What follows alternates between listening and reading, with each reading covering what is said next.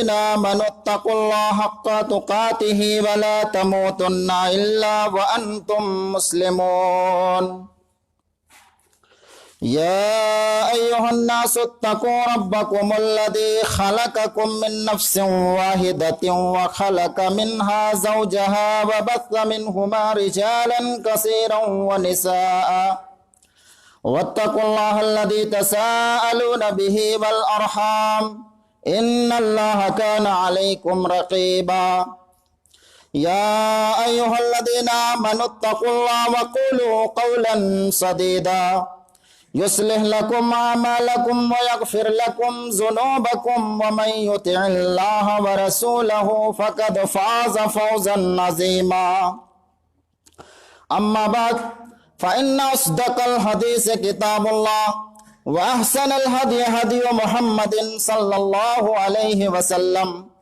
وشر الأمور محدثاتها وكل محدثة بدعة وكل بدعة ضلالة وكل ضلالة في النار قال الله تعالى في القرآن المجيد أعوذ بالله من الشيطان الرجيم يا أيها الذين آمنوا اذكروا نعمة الله عليكم إذ جاءتكم جنود فأرسلنا عليهم ريحا وجنودا لم تروها وكان الله بما تعملون بصيرا وقال أيضا ولما رأى المؤمنون الأحزاب قالوا هذا ما وعدنا الله ورسوله وصدق الله ورسوله وما زادهم إلا إيمانا وتسليما معزز سامعین جمعہ، علماء کرام اور پردہ نشین ماں اور بہنیں، سب سے پہلے تعریف و توصیف، بڑائی اور بزرگی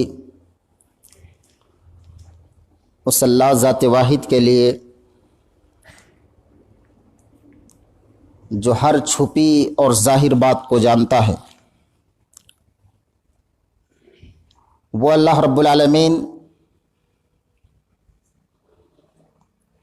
جو انسان کی ایکٹنگ اور ان کے تصنع اور تکلف کو نہیں دیکھتا، وہ رب العزت جو انسانوں کے اعمال اور ان کے دل کو دیکھتا ہے۔ بعدہ درود و سلام ہو جملہ تمام پیغمبروں پر، نبیوں اور رسولوں پر، خصوصاً ہمارے نبی جناب محمد صلی اللہ علیہ وسلم کے اوپر، جنہوں نے پوری زندگی اخلاص کو بڑھاوا دینے، تصنع اور تکلف سے بچ کر رہنے، اخلاص اور تقوی کی تعلیم دی۔ معزز سامعین، آج کے اس خطبہ کے لیے میں نے جس موضوع کا انتخاب کیا ہے وہ موضوع ہے اوریجنل اور ڈپلیکیٹ۔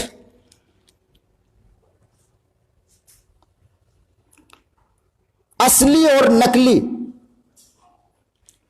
حقیقت اور تصویر۔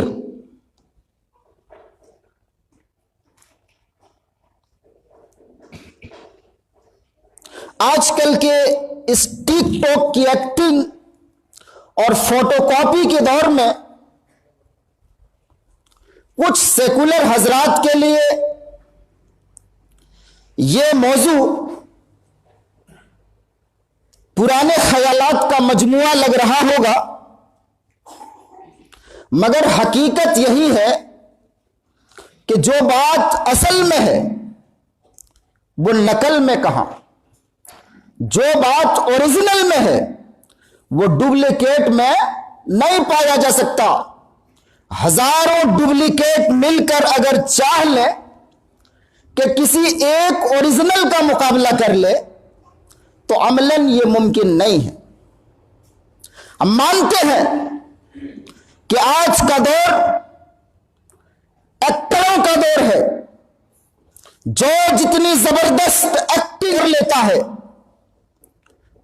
لوگ اسی کے پیچھے چل پڑتے ہیں، بلکہ آج کے اس دور میں خود غرضی اور ہوس پرستی نے نقل بازی کو ایک مقدس فریضہ بنا کر ایک ایسا معبود بنا رکھا ہے جس کی شب و روز پوجا کی جا رہی ہے۔ اور شرم کی بات کہوں یا دکھ کی بات کہ اس کی پوجا میں اس معبود باطل کی پوجا سے نہ کسی ملا کو اعتراض ہے، نہ کسی پنڈت کو اعتراض ہے، نہ وائز کو اعتراض ہے، نہ ساکی کو اعتراض ہے۔ نقلی مولوی، نقلی پنڈت، نقلی ڈاکٹر، نقلی انجینئر، نقلی پولیس، نقلی جج، ذرا اور آگے بڑھیں، نقلی چاول، نقلی دال، نقلی سبزیاں، نقلی انڈے، نقلی دودھ، اور ذرا آگے بڑھیں، نقلی داڑھی، نقلی بال، پالش کی ہوئی خوبصورتی، الغرض کہاں تک میں ڈپلیکیٹ کو گناؤں؟ پورے معاشرے میں ڈپلیکیٹ چھا چکا ہے۔ مگر یہ بات حقیقت ہے کہ آج بھی ہمارا معاملہ ڈپلیکیٹ کے ساتھ ڈپلیکیٹوں جیسا ہوتا ہے اور اوریجنل کے ساتھ اوریجنل جیسا ہوتا ہے۔ مثال کے طور پر آپ کسی گفٹ کے دکان میں چلے جائیں، وہاں آپ کو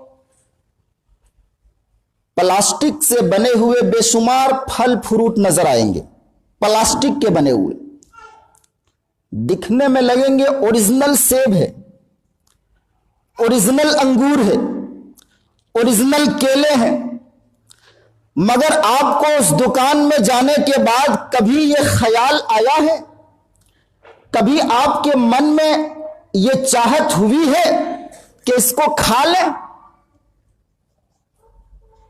یقیناً نہیں۔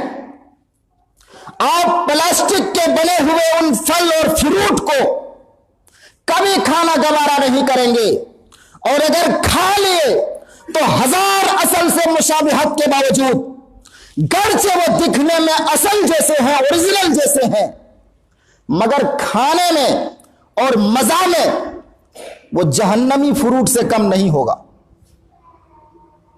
کھا بھی لیے تو الٹی کیے بغیر کوئی چارہ نہ ہوگا۔ کہاں ڈپلیکیٹ اور کہاں اوریجنل؟ یا مثال کے طور پر آپ کسی دکان میں گئے جہاں پلاسٹک کے کھلونے بکتے ہیں، آپ نے دیکھے ہوں گے اس دکان میں آپ کو خطرناک سے خطرناک جانور، خطرناک سے خطرناک درندے، جس میں ہاتھی بھی ہے، جس میں دہاڑتا ہوا شیر بھی ہے، جس میں نالتے ہوئے دیگر درندے ہیں، مگر کبھی آپ کے دل میں اس دکان میں داخل ہونے کے بعد خوف و دہشت پیدا ہوا ہے؟ وہ دکان جس میں پلاسٹک کے بنے ہوئے یا گھاس اور پھوس اور روئی کے بنے ہوئے شیر ہیں، ہاتھی ہیں، درندے ہیں، سانپ ہیں، بچھو ہیں، ہر الغرض خطرناک سے خطرناک جانور ہیں، مگر کبھی ایک لمحہ کے لیے بھی آپ کے دل میں دہشت، خوف نہیں پیدا ہوا ہوگا۔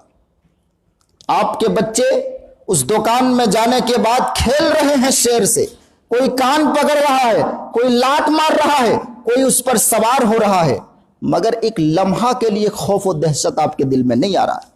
ذرا تصور کیجئے، ذرا تصور کیجئے، اگر اصلی شیر جنگل کا ہو، جنگل کا اصلی راجا، جنگل کا اصلی شیر ہو، اور آپ اس جنگل میں چلے گئے ہوں، کیا وہاں آپ کا معاملہ ویسے ہی ہوگا جو معاملہ اس دکان میں ہوا تھا جہاں تصویریں تھیں، جہاں شیر کے بنے ہوئے اسٹیچو تھے، جہاں شیر کے بنے ہوئے کھلونے تھے؟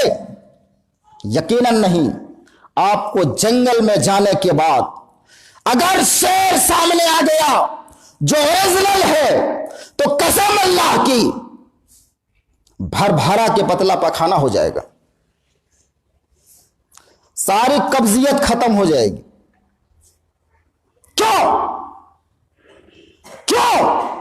کیونکہ وہ اوریجنل ہے، وہ اوریجنل ہے، اور دکان میں ملنے والے اس کی پکچر فوٹو کاپی اور جیروکس ہے۔ جیروکس کے ساتھ کبھی ہمارا وہ معاملہ نہیں ہو سکتا جو اوریجنل کس کے ساتھ ہوتا ہے۔ میں کیا کہنا چاہتا ہوں؟ ان مثالوں کو سمجھا کر میں کیا کہنا چاہتا ہوں؟ میں کہنا یہ چاہتا ہوں کہ ابھی ہم جس دین کو مان رہے ہیں، جو دین ہم اپنائے ہوئے ہیں، جس کلمہ کو ہم پڑھتے ہیں، یہی کلمہ ہمارے اسلاف کی زندگی میں اوریجنل کا مقام رکھتا تھا۔ یہی کلمہ آج ہم رٹتے ہیں، صبح شام پڑھتے ہیں، مگر یہی کلمہ آج ہمارے لیے ڈپلیکیٹس جیسا بن چکا ہے۔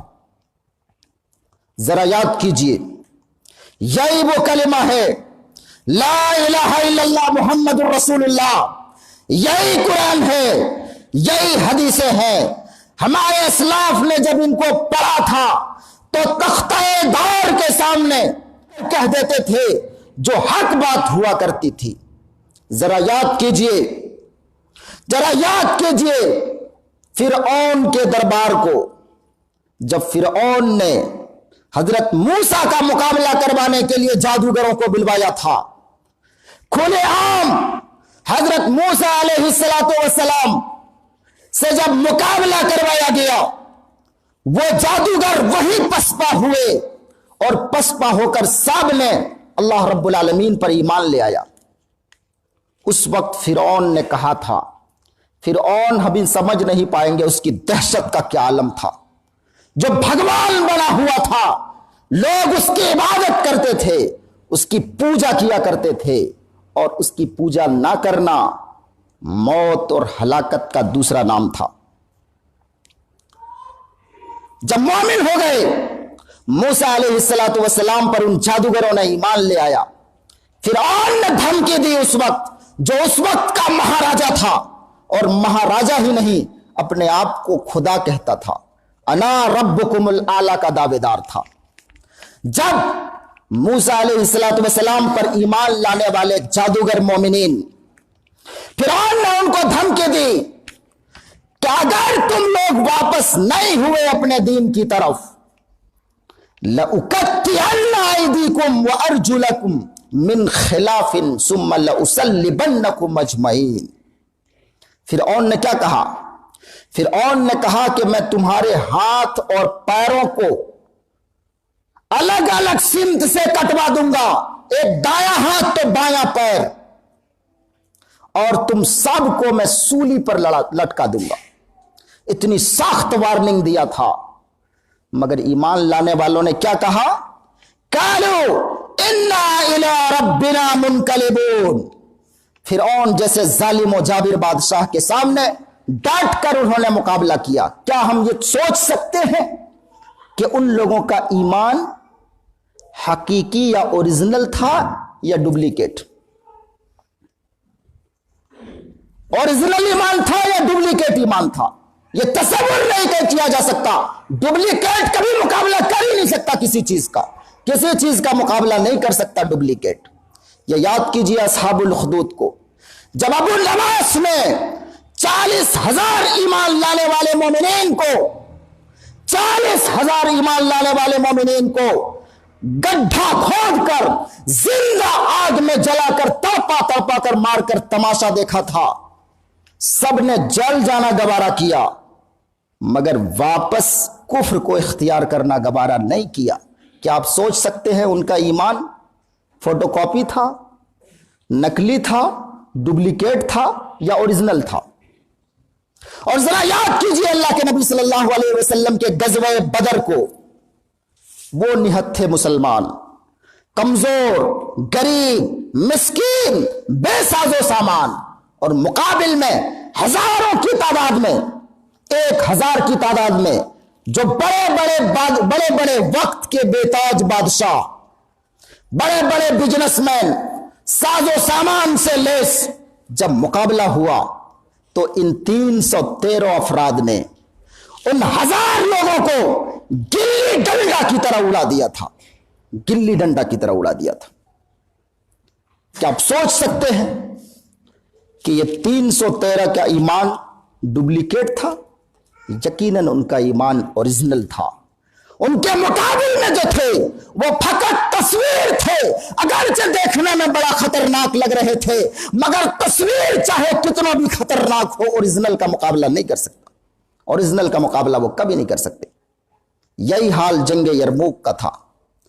جنگ یرموک کا جب ایرانیوں کا مقابلہ مسلمانوں کے ساتھ ہوا تھا، مسلمانوں کی تعداد چند ہزار اور ایرانیوں کی تعداد لاکھوں میں تھی، لاکھوں کا مجمع، لاکھوں کی فوج، اور وہ بھی سپر پاور قوم جنہوں نے اپنا سارا دھن دولت مسلمانوں کے مقابلے کے لیے لگا دیا تھا۔ اس وقت کسی شخص نے حضرت خالد بن ولید کے سامنے یہ بولا تھا، کیا افسوس آج مسلمانوں کا کیا ہوگا، ایرانیوں کی تعداد اس قدر زیادہ ہے۔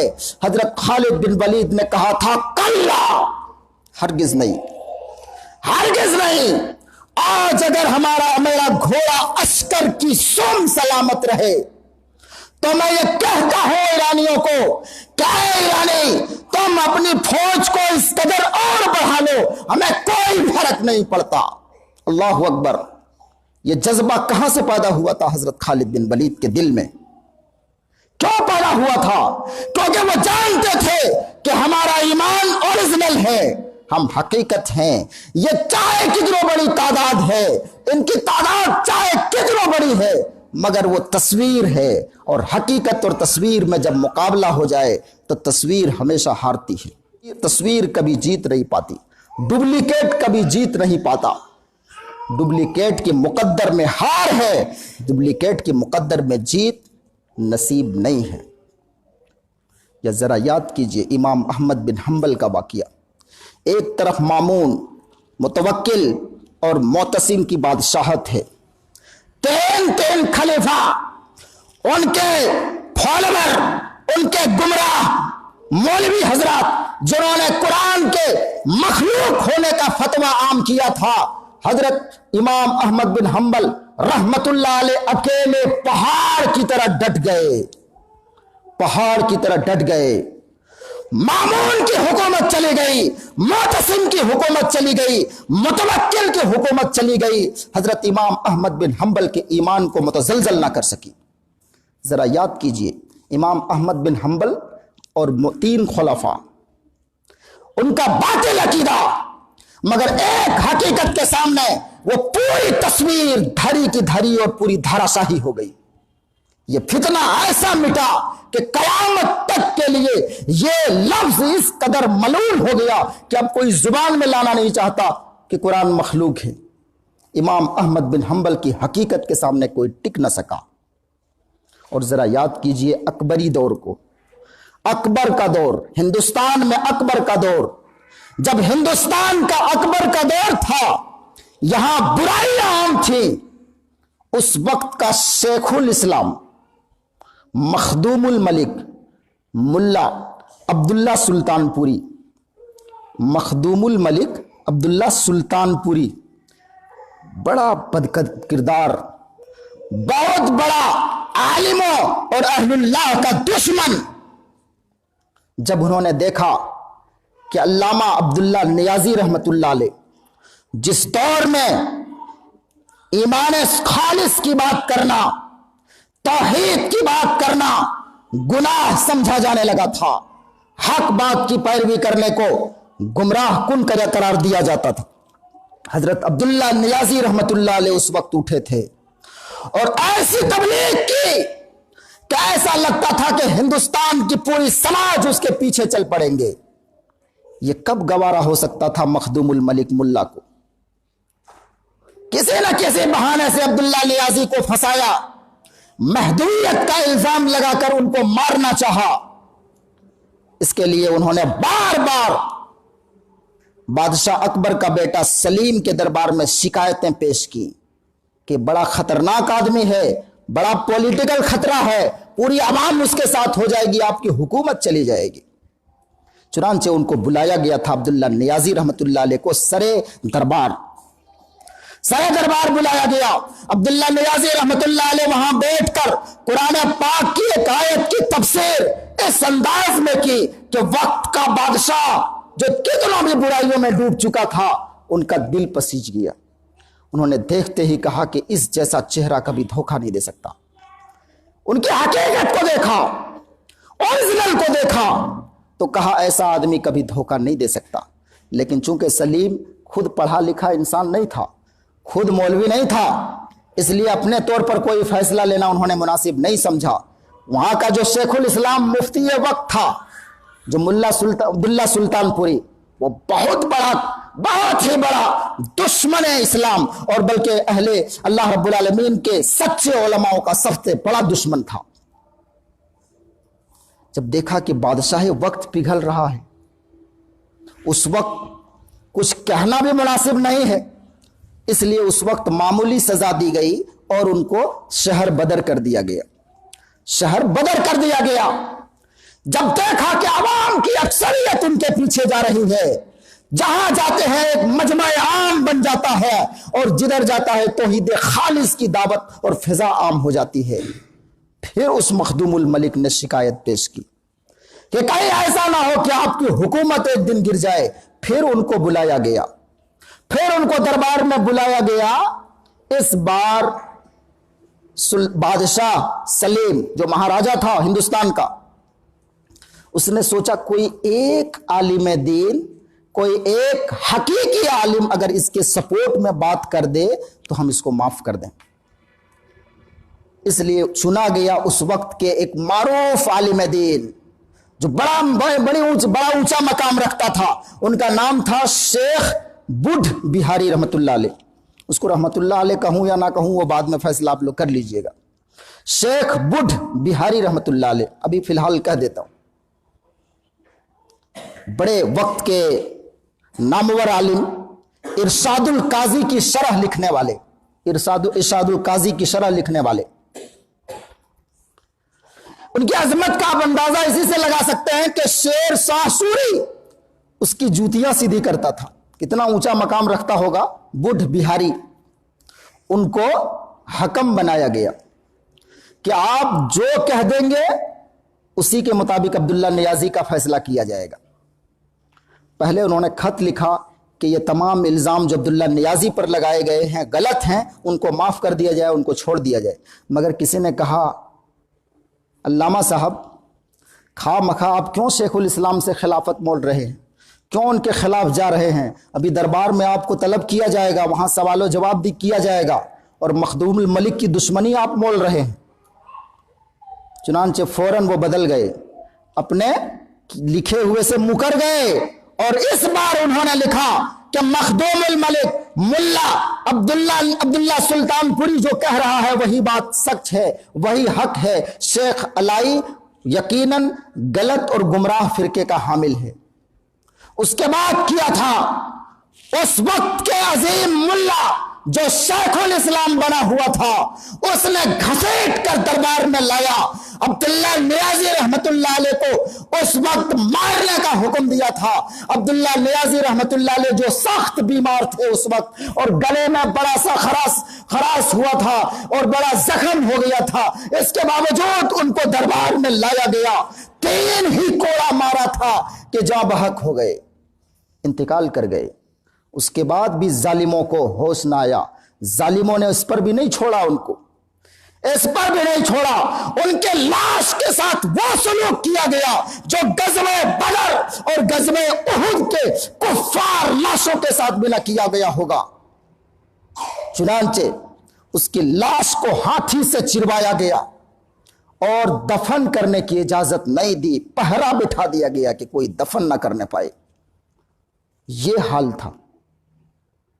آگے ان کے استاد عبداللہ نیازی رحمت اللہ علیہ، ان کا واقعہ تو اور خطرناک ہے. اسی بادشاہ سلیم کے دور میں ان کو لنچنگ کے ذریعے سے ان کو موت کا گھاٹ اتارا گیا تھا، لنچنگ کے ذریعے. مگر اپنے دین کو انہوں نے نہیں چھوڑا. جب وہ دربار میں پیش ہوا تو السلام علیکم ورحمت اللہ کہا. جب لوگوں نے دیکھا کہ یہ تو کھل کر بادشاہ کو سلام کر رہا ہے، جھک کر کرنا چاہیے، کہا کہ گرج کر کہا کہ میں کوئی ایسا سلام نہیں جانتا ہوں. ہمارے نبی صحابہ کرام جو سلام اپنے نبی کو کیا کرتے تھے، میں وہی سلام تم سے کروں گا، میں جھک کے سلام کرنا نہیں جانتا. اس وقت غضبناک ہو کر کہا تھا کہ اس کو مارو، اور اس کے بعد مار مار کے ختم کر دیا گیا تھا. مگر کبھی انہوں نے دین حق کو نہ چھوڑا. آخر کون سی وہ چیز تھی، کون سا وہ کلمہ تھا، آخر کیا وہ چیز تھی جو اس قدر حق پر ڈٹے رہنے پر ابھارتی تھی؟ یقیناً ان کا ایمان اوریجنل تھا، یقیناً ان کا ایمان اوریجنل تھا، وہ ڈپلیکیٹ نہیں ہو سکتا. آج ہمارا ایمان کا عالم کیا ہے ذرا آپ تصور کر لیجئے.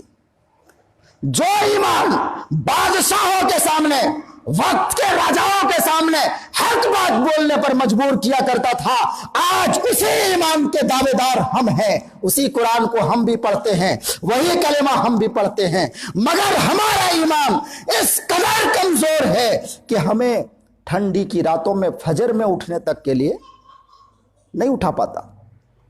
ہمیں ایک چائے پر بکوا دیتا ہے. معمولی چیز پر ہم اپنے ایمان کو بھول جاتے ہیں، بالائے طاق رکھ دیتے ہیں. پھر ہمارا دعویٰ کیا ہے؟ کیا یہ اوریجنل ایمان ہے کہ ڈپلیکیٹ ایمان ہے؟ اوریجنل ایمان نہیں ہو سکتا. اوریجنل ایمان تو کیسے بڑے بڑے بادشاہ کے دربار میں بھی جھکنے نہیں دیا کرتا تھا. ذرا یاد کیجئے حضرت صہیب رومی رحمت رضی اللہ تعالیٰ عنہ کو مال کی قربانی جب مدینہ ہجرت کرتے ہوئے جا رہے تھے، مکہ والوں نے گھیر لیا کہ ہمارے پاس آئے تھے حالت فقر میں اور جا رہے ہو حالت غنا میں. دیکھیے یہاں اوریجنل اور ڈپلیکیٹ کا مقابلہ ہوا. مال بھی ایک حقیقت ہے، اسلام کی اپنی ایک حقیقت ہے، مگر اسلام کے مقابل میں انہوں نے مال کو ترک کر دیا. کہا سارا مال لے لو، میں چلتا ہوں اپنے ایمان کو بچا کر. ابو سلمہ کو دیکھ لو، جنہوں نے اولاد کو تیاگ دیا، چھوڑ دیا، اللہ کے ایمان کو کی حفاظت کے لیے اپنی بیوی اور اپنے بچے کو چھوڑنا گوارا کیا، مگر کبھی اپنے ایمان سے نہیں پھرے. کیا ان کا ایمان ڈپلیکیٹ تھا؟ یقیناً نہیں، ان کا ایمان اوریجنل تھا. وہ اوریجنل تھا. اسی بنا پر ہر وقت جہاں بھی جاتے تھے ان کی سر بلندی ہوتی تھی. آج ہم سنتے ہیں کہ فلاں علاقے میں مسلمان ہار گئے، فلاں اس علاقے میں مسلمان پسپا ہو گئے، مسلمان ذلیل ہے، مسلمان رسوا ہے. میں قسم اللہ کی کہتا ہوں وہ مسلمان ہے ہی نہیں، وہ اوریجنل ہے ہی نہیں، وہ ڈپلیکیٹ ہے. اور ڈپلیکیٹ کے نصیب میں ہارنا ہے. ڈپلیکیٹ کبھی بھی حقیقت کا مقابلہ نہیں کر سکتا، کبھی بھی حقیقت کا مقابلہ نہیں کر سکتا. جس طرح اصلی جنگل کا راجا، جنگل کا شیر، وہ جہاں بھی جاتا ہے اپنی دہشت لے کر جاتا ہے، اور وہ ڈپلیکیٹ شیر جو دکان میں ملتا ہے، جو پکچر اور تصویر میں ہے، اس کو لوگ شوق سے چھوتے ہیں، رکھتے ہیں، اپنے گھر میں سجاتے ہیں. کوئی ان سے نہیں ڈرتا. کیوں؟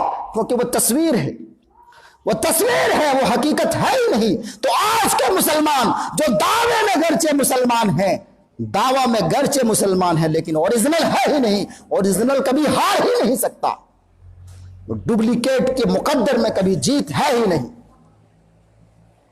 لیکن ہمیں شکر ادا کرنا چاہیے، ہمیں اللہ کا شکر ادا کرنا چاہیے کہ اسی تصویر نے ہمیں ایک مدت تک بچائے رکھا ہے. ایک مدت تک اسی تصویر نے ہماری حفاظت کی ہے. وہ کیسے؟ وہ اس طرح، مثال کے طور پر ایک کسان ہے، وہ اپنا کھیت کھلیان میں فصل لگایا ہوا ہے. دیکھے ہوں گے اپنے فصل کی حفاظت کے لیے ایک ڈنڈا میں کپڑا لگا کر انسانی شکل کا بنا کے کھڑا کر دیتا ہے. کیوں؟ اپنے کھیت کی رکھوالی کے لیے، تاکہ کوئی جانور، کوئی چرند پرند یا کسی طرح کی کوئی اور چیز کھیت میں نہ آئے. وہ جانور جب اس کھڑے ڈنڈے میں کھڑے اس شکل کو دیکھتا ہے تو سوچتا ہے کہ کوئی انسان ہے، کوئی انسان ہے، اس لیے ڈر کر، چونکہ حقیقت انسان کو جانور سمجھتے ہیں تو اس حقیقت کا گمان کر کے کبھی کھیت میں نہیں جاتے۔ لیکن جو ہی وہ ڈنڈا گر جاتا ہے یا کسی کوا وغیرہ نے آ کر ادھر ادھر کر دیا، پرندوں کو پتہ چل گیا، جانوروں کو پتہ چل گیا کہ اوریجنل نہیں ہے، وہ ڈپلیکیٹ ہے، وہ سارے جانور کود پڑتے ہیں کھیت میں، کود پڑتے ہیں کھیت میں، پورا تہس نہس کر دیتے ہیں۔ یہی حال مسلمانوں کا ہے۔ ایک مدت تک ہم کئی زمانے پہلے حقیقت سے تصویر بن چکے ہیں، حقیقت چھوڑ کے ہمارے دلوں کے اندر تصویر آ چکا ہے، ہم حقیقت بھلا چکے ہیں، تصویر بن چکے ہیں، پکچر بن چکے ہیں۔ مگر اس پکچر نے ایک زمانے تک ہماری حفاظت کی۔ لوگ یہ سمجھتے تھے کہ اوریجنل مسلمان ہیں، کیونکہ اوریجنل مسلمانوں کی تاریخ وہ پڑھ چکے ہیں، تو ہمیں سمجھتے تھے اوریجنل مسلمان ہیں، ان سے ٹکرایا نہیں جا سکتا۔ لیکن جب کچھ جری اور بہادر قسم کے لوگ ٹکرا گئے اور مسلمانوں کو ہرا دیا، تب سے دنیا میں یہ بات معروف ہو گئی کہ اب یہ اوریجنل نہیں رہ گئے ہیں، ان کو ہرا لینا، پسپا کر دینا آسان ہے۔ اسی لیے آج دیکھتے ہیں کہ کوئی بھی مسلمانوں پر ٹوٹ پڑتا ہے، کوئی بھی مسلمانوں کے گھروں کو نظر آتش کر دیتا ہے، کوئی بھی مسلمانوں کو گالیاں دے کر نکل لیتا ہے۔ اس کی وجہ کیا ہے؟ اس کی وجہ وہی ہے کہ ہم اوریجنل ہیں ہی نہیں، ہم بحث فوٹو کاپی ہیں، جیروکس ہیں، اور فوٹو کاپی اور جیروکس کی اصل کے سامنے کوئی وقعت ہے ہی نہیں، ان کے مقدر میں ہار ہے، وہ جیت ہو ہی نہیں سکتا۔ قرآن میں اللہ رب العالمین نے مسلمانوں سے وعدہ کیا ہے، لا تہنوا ولا تحزنوا وانتم الاعلون ان کنتم مؤمنین، لا تہنوا ولا تحزنوا وانتم الاعلون۔ اللہ رب العالمین نے کیا کہا؟ غم نہ کرو، پریشان نہ ہو، تم اعلیٰ رہو گے، تم ہائی لیول کے رہو گے، اعلیٰ رہو گے، مگر شرط کیا ہے؟ مگر شرط یہ ہے کہ تم مومن رہو۔ یہی تو اوریجنل ہے، یہی تو اوریجنل ہے، یہی تو اوریجنل اور نقل کی پہچان ہوتی ہے۔ اللہ رب العالمین نے اہل ایمان سے وعدہ کیا ہے، وہ اہل ایمان جن کا ایمان نہ تو کسی بادشاہ کا جلال نے ان کو دبا سکا، نہ کسی خوبصورت حسیناؤں کی خوبصورت ادائیں، کسی نے ان کے ایمان کو پگھلا نہ سکا۔ ایسے لوگوں کے لیے اللہ رب العالمین نے اعلیٰ اور وقت دنیا کی سربلندی کا اعلان کیا۔ ہم سوچتے ہیں کہ ہم بھی تو نماز پڑھتے ہیں، ہم بھی روزہ رکھتے ہیں، ہم بھی تلاوت کرتے ہیں، ہم بھی لا الہ الا اللہ پڑھتے ہیں، پھر ہمارا اور صحابہ، جبکہ یہ نہیں دیکھتے کہ وہ اوریجنل ہیں، ہم ڈپلیکیٹ ہیں۔ اوریجنل اور ڈپلیکیٹ میں کوئی مقابلہ ہی نہیں ہے۔ آج بھی اگر اسلام کی سربلندی چاہیے تو ہمیں چاہیے کہ ہم ڈپلیکیٹ سے اوریجنل کی طرف آئیں، ہم ڈپلیکیٹ سے اوریجنل کی طرف آئے، ہم اپنے ایمان کو مضبوط کریں۔ ارے وہ ایمان جو ہمیں نماز تک نہیں لا سکتا، وہ ایمان جو ہمیں نماز تک نہیں آ سکتا، سارے امن کی فراہمی کے باوجود یہی مدرسہ ہے، یہی رہنا ہے، یہی پڑھنا ہے، کوئی کام بھی نہیں ہے، کہیں الگ جانا بھی نہیں ہے، کوئی مشغولیت خارجہ بھی نہیں ہے، اس کے باوجود اگر وہ ایمان ہمیں مسجد تک نہ لا پائے تو قسم اللہ کی یہ اوریجنل ایمان ہے ہی نہیں۔ اور ہم اپنے آپ کو الگ نہیں کرتے ہیں اس سے، ہم اپنے آپ کو بھی الگ اس سے نہیں کر رہے ہیں، ہم یہ مجموعی طور پر کر رہے ہیں۔ سب کا اللہ ماشاءاللہ، سب کی بات میں کر رہا ہوں، سب کی بات میں کر رہا ہوں کہ جو ایمان ہمیں اتنی معمولی چیز پر نہ ابھار سکے، ہم کیسے امید رکھتے ہیں اس ایمان سے کہ ہم جنت چلے جائیں گے، ہم بلندی کو حاصل کر لیں گے، ہم بلندی کو حاصل کر لیں گے؟ کیسے آپ توقع رکھ سکتے ہیں؟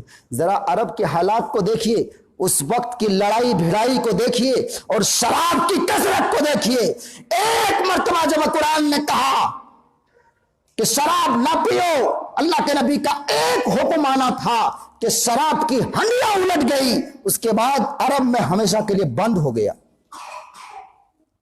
ایک حکم پاتے ہی بیٹیوں کو زندہ گاڑا جا رہا تھا، زندہ دفنایا جا رہا تھا۔ قرآن پاک کی ایک آیت وَإِذَا الْمَوْءُودَةُ سُئِلَتْ بِأَيِّ ذَنبٍ قُتِلَتْ، یہ مختصر آیت اترتی ہے اور عرب سے ہمیشہ کے لیے فتنہ ختم ہو گیا، ہمیشہ کے لیے فتنہ ختم ہو گیا۔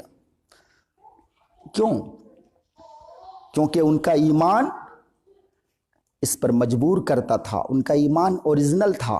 وہ اگر کہتے تھے لا الہ الا اللہ تو ان کے دل میں بھی یہی بات تھی کہ لا الہ الا اللہ، اللہ کے سوا کوئی معبود نہیں، کوئی معبود نہیں۔ جب اللہ کے سوا کوئی معبود ہے ہی نہیں تو ہم کسی اور کے سامنے کیوں جھکے، کسی اور کے سامنے کسی اور سے کیوں ڈرے، کسی اور کی اطاعت کیوں کریں، کسی اور سے مدد کیوں مانگیں، کسی اور سے اپنا توقع کیوں رکھیں؟